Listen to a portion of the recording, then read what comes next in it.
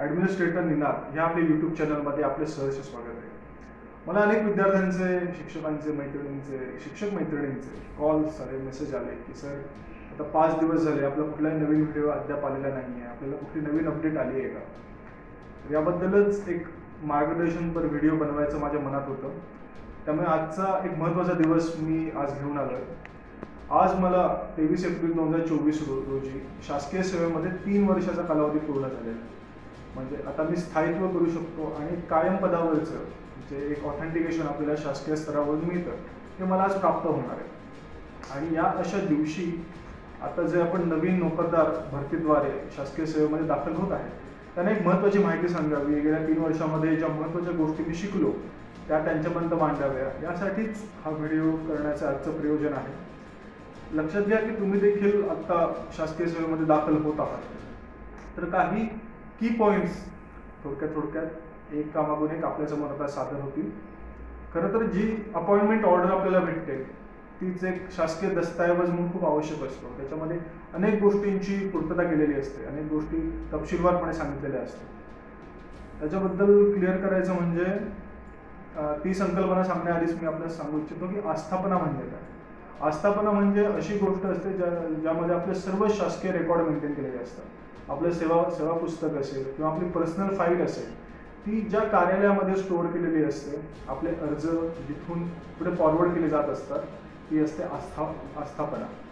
आणि 3 वर्षातले माझे अनुभव पाहता मी आपल्याला सांगेन की आस्थापने ज्या लिपिक संवर्गीय पदाकडे असते, ज्या क्लार्क कारकून मंडळींकडे असते, त्यांच्याशी आपले संबंध हे कायम मित्रसंबंधाचे ठेवायचे, कायम जिव्हाळ्याचे ठेवायचे.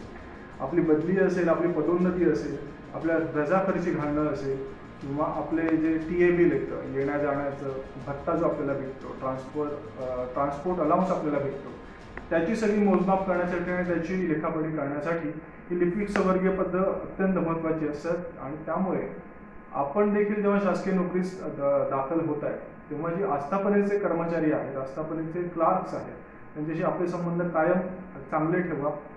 माझ्या सर्व्हिसमध्ये मी चांगले त्यांच्याशी संबंध ठेवल्यामुळे मला कुठेही आडकाठी आली नाही किंवा माझ्या सर्व्हिस पुस्तकावरती, सेवा पुस्तकावरती लाल शेरा काही आला नाही. ही काळजी कायम घ्या. दुसरे खूप प्रचलित म्हण आहे शासकीय सेवेमध्ये, ज्याच्या हाती CRची दोरी तो करिअर उद्धारे.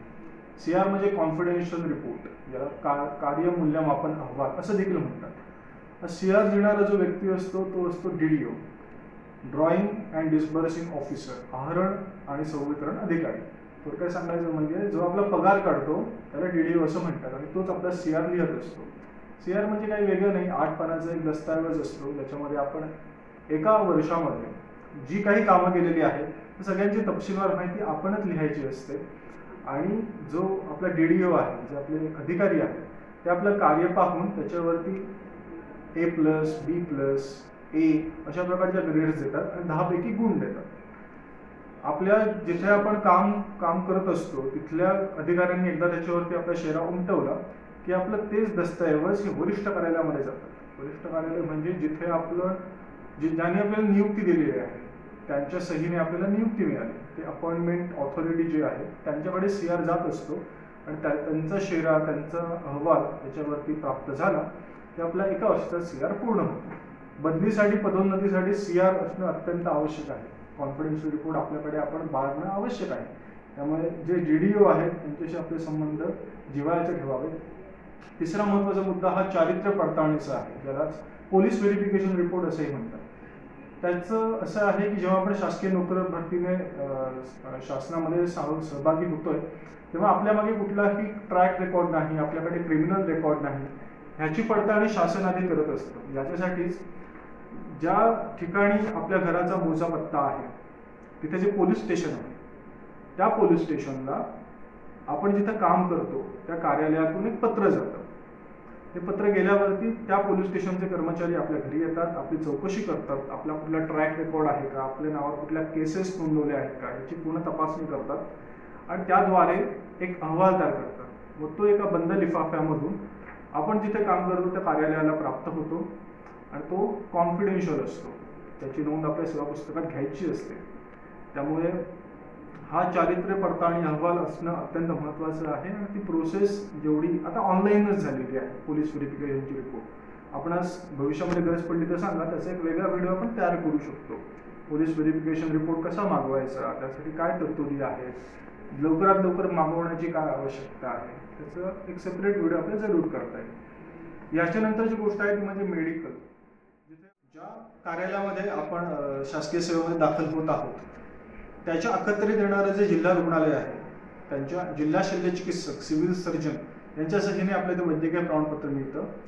तो एक 2 पानाचा फॉर्म असतो, ज्याच्यामध्ये आपली डोळ्यांची तपासणी असेल, स्किन तपासणी असेल किंवा BP, शुगर, एक्सरे, ECG या सर्व तपासण्या केल्या जातात आणि सर्वांमध्ये आपण नील आहोत, आपल्याला कुठलाही आजार नाही याची पडताळणी झाली की ते 2 वहीचं पत्र आपल्याला जिल्हा शल्य चिकित्सकांच्या नावाने प्राप्त होतं आणि त्याची नोंद आपल्या सर्व्हिस बुकमध्ये घेणं आवश्यक असतं.